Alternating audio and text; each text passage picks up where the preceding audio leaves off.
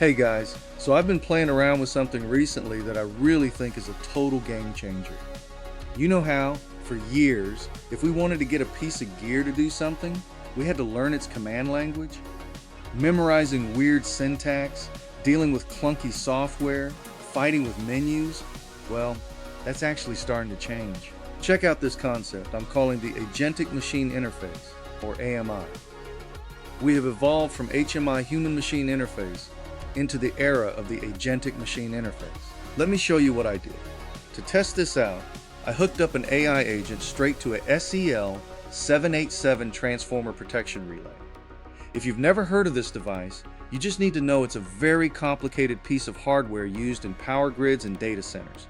We didn't change the relay at all. Same firmware, same old communication protocols. We just dropped in an AI agent. I'm using GitHub Copilot here, but you can choose any agent you prefer, like Codex or Claude Code. We fed it the user manual for context and used a Serial MCP server to communicate with the relay, basically letting AI take the wheel.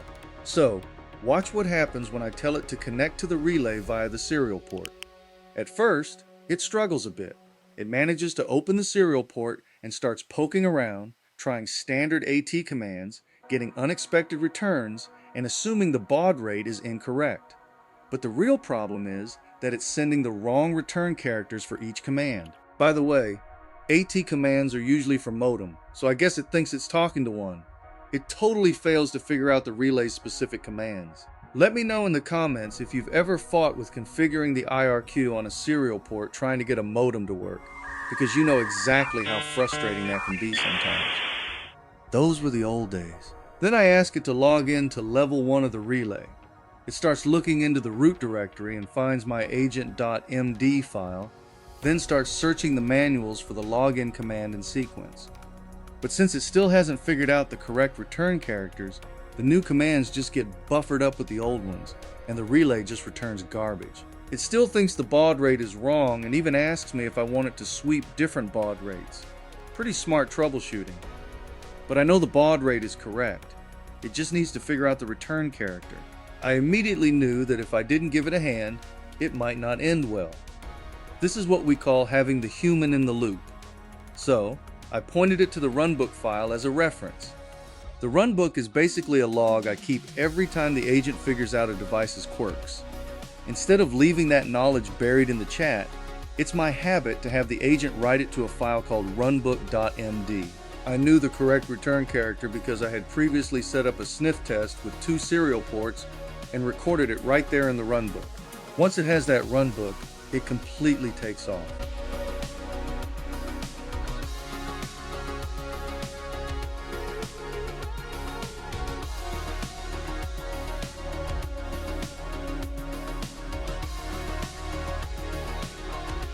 I ask it to pull the event history list, and it figures out exactly what command it needs and even organizes the list into a clean table format like it's nothing.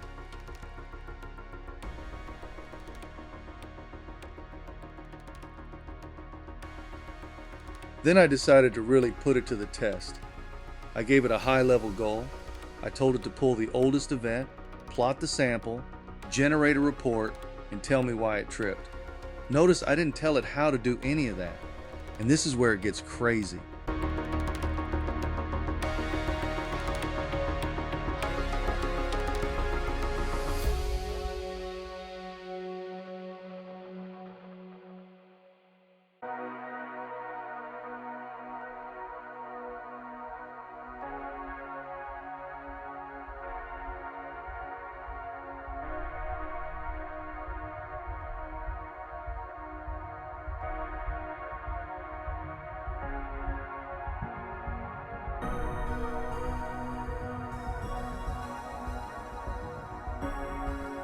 The interface actually becomes a collaborator. It reasons through the problem, figures out what command to send and tools to call, and even writes its own Python script on the fly to parse all that raw hex data and build a plot using matplotlib.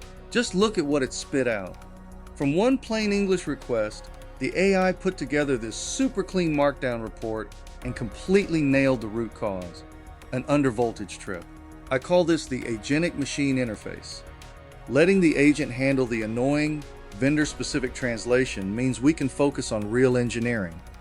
We can worry about system design and protection philosophy and let the AI handle the translation layer. It's about supercharging what we do, and it is incredible to see it in action. And the communication link between the agent and the device doesn't have to be a serial interface. It can be anything, as long as the agent has a means to communicate with the device. I have used the same setup to configure and troubleshoot Modbus and CAN bus devices. Its applications are endless. The only boundary is your imagination. If this idea resonates with you, I'd love to hear your thoughts in the comments. What other industrial devices would you like to see connected through an agentic machine interface? If you enjoyed this video, please consider subscribing to OT Meet IT. Until next time, keep experimenting, keep learning, and I'll see you in the next one.